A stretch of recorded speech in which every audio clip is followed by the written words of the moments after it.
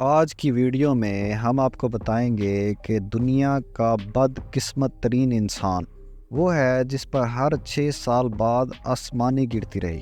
فوت ہوا تو 6 سال بعد قبر پر بھی بجلی گر گئی۔ یہ کیا ماجرا ہے؟ یہ کون شخص تھا؟ آج کی ویڈیو میں ہم آپ کو یہ سب کچھ بتانے جا رہے ہیں، تو آپ ہمارے ساتھ ویڈیو کے آخر تک جڑے رہیے گا۔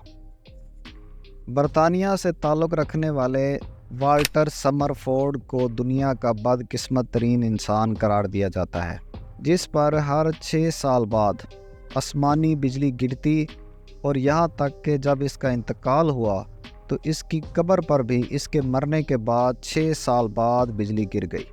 نیوز رپورٹ کے مطابق والٹر سمرفورڈ پہلی جنگ عظیم کے دوران برطانوی فوج میں افسر تھا۔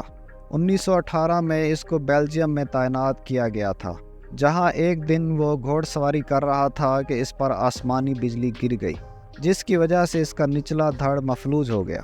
کچھ ماہ کی معذوری کے بعد وہ دوبارہ چلنے پھرنے کے قابل ہو گیا، تاہم اسے فوج سے نکال دیا گیا۔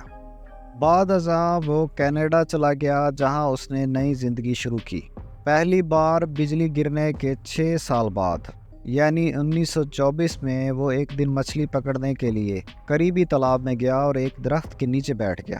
اسی دوران اس پر آسمانی بجلی گری اور اس کے جسم کا آدھا حصہ مفلوج ہو گیا۔ خوش قسمتی سے وہ 2 سال بعد تندرست ہو گیا اور نئی زندگی شروع کر دی۔